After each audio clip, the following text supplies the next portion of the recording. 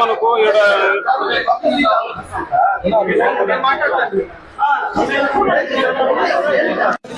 Incharge మనకు వచ్చేసి ఇక్కడ 10 మంది పిల్లలు వచ్చినారు.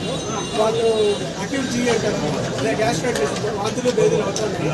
పేషెంట్స్ అంతా మనకు స్టేబుల్గానే ఉన్నారు. అందరికీ ట్రీట్మెంట్ జరుగుతుంది.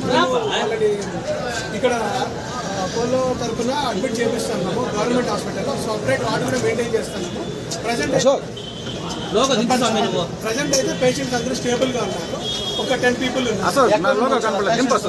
పేషెంట్స్ హాస్టల్ నుండి